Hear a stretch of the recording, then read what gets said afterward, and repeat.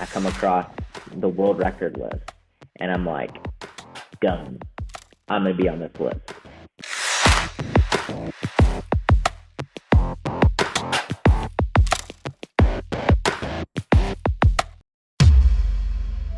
アスリートのコアの部分に迫るスポーツコア。こんにちは、ナビゲーターのはじめです。今回のアスリートはこちら。前回に引き続き陸上のパラアスリートジャリッド・ウォレス選手のインタビューをお届けします。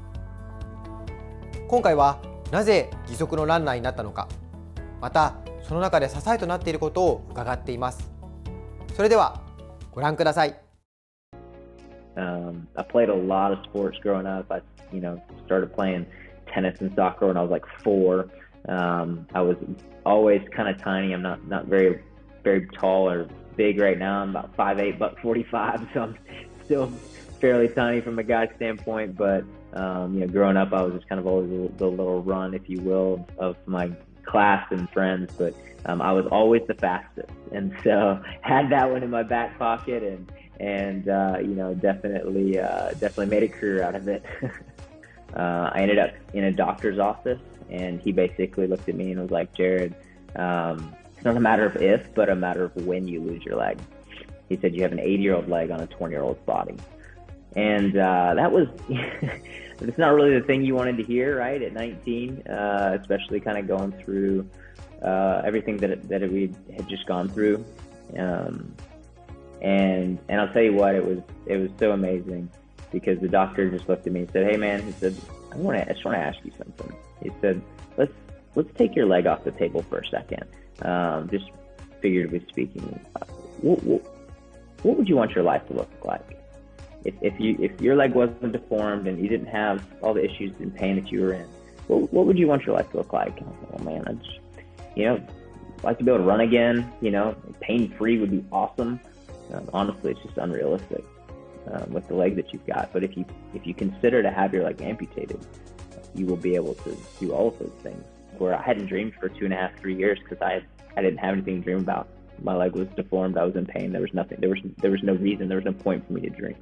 And he allowed me to dream in that moment.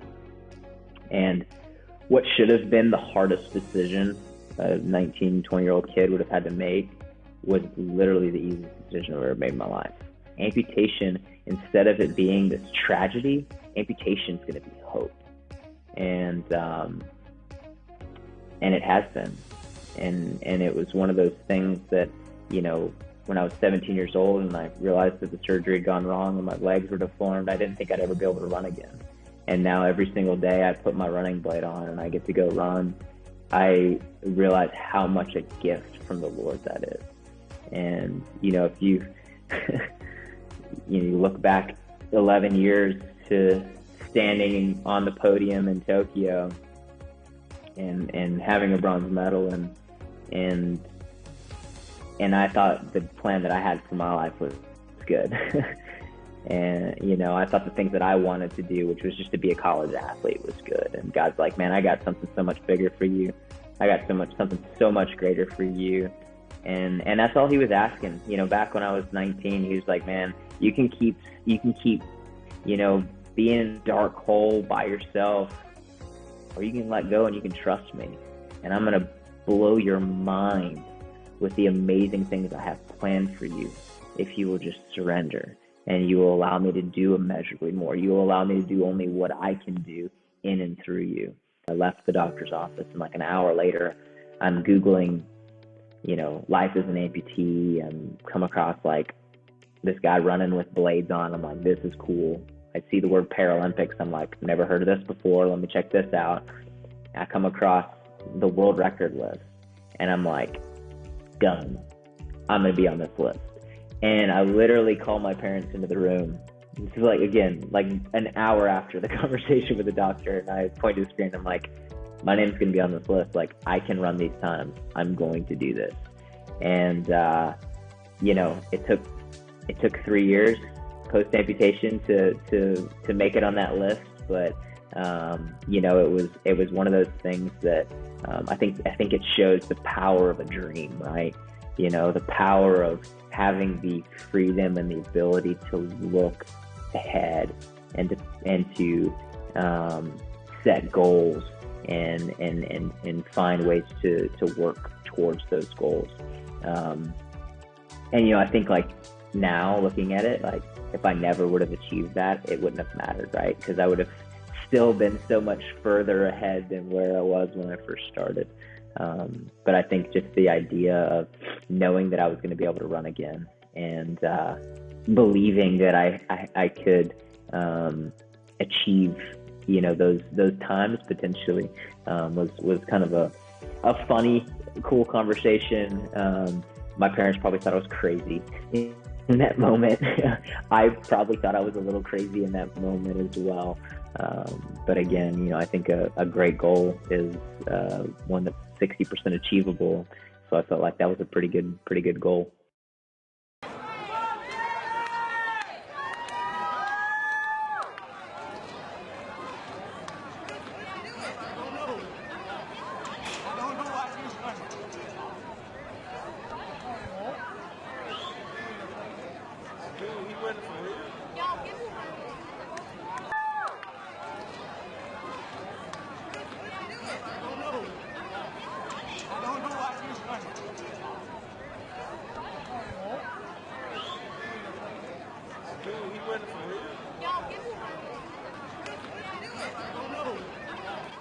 Man, I've loved Japan. My trip to the games in Tokyo is my 14th trip to Japan since 2017. So I've made quite a few trips over.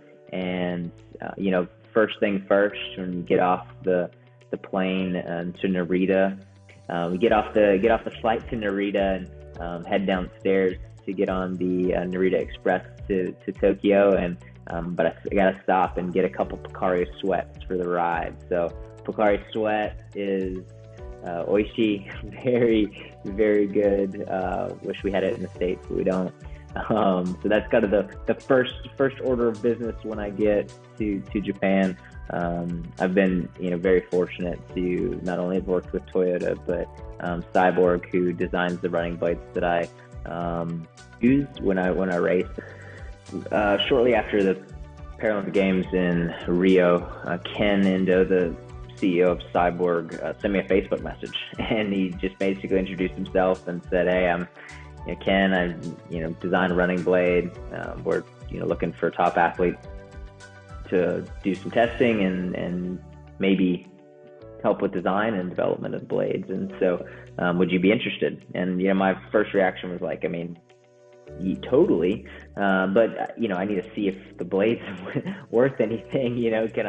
Can I run on one first, and then we can kind of keep conversation open from there. So he sent one blade for me to test in the States, and ran on it and was really impressed with what I saw, and so reached out to him. And a couple weeks later, set up a schedule, and a few months after that, I flew out to Tokyo, and we spent about 10 days together doing testing and development, and talking about new designs, and it was pretty awesome experience. I'd always wanted to work with an engineer designing the blades. I always wanted to have a little bit of agency over that process.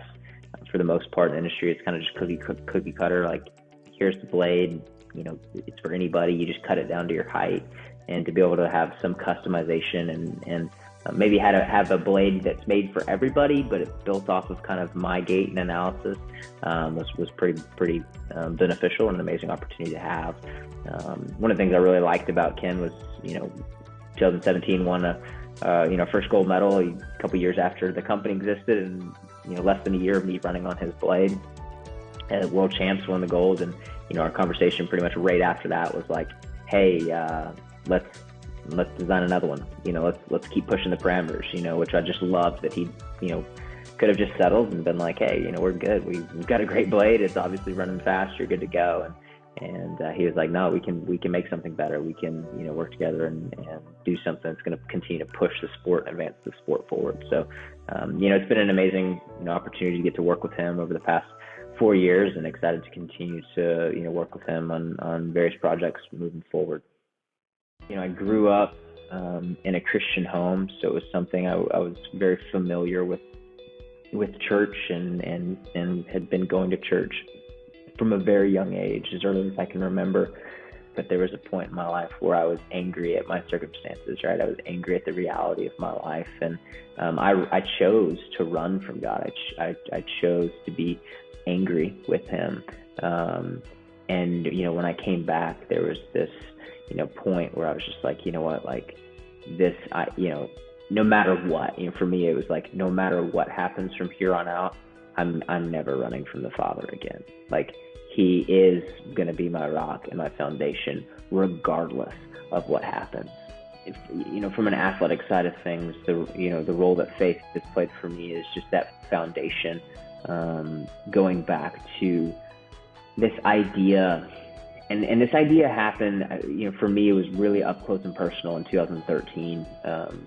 I'm in the prelims of the 200-meter dash and the finals of the World Championship, or the prelims in the 2013 World Championships in the 200. I broke the world record in the race, in the prelims, which was crazy. It was the first time I ever broke the world record. Like, I was ecstatic. And I get to the first interview, and the interview person goes, "Hey, wow, world record, that's awesome. Are you going to go faster tomorrow?" And it was like, I didn't even get a moment to celebrate this feat that had never happened before in the history of sport. And I realized in that moment that it doesn't matter what I do, the world is never going to be satisfied. It doesn't matter how great of a performance I have, the world is never going to be satisfied. They're always going to ask, what's next? What's more? And that's the difference between the world and our Father, because when Jesus came to die on the cross and raised from the dead, it was finished in that moment. And no longer do we have to have the world validate, and we can rest in that truth. We can rest in that hope. And that truth brings so much peace when you're on the starting line and when the gun goes off and when you're in the middle of a race, because regardless of the outcome, regardless of what the world says, because I know now that even when I break the world record, they're still not going to be satisfied that he is satisfied, and that I can be satisfied in who he is and who he says that I am. And so my faith in who Jesus is and in what he did on the cross in his death and resurrection is the core of my life.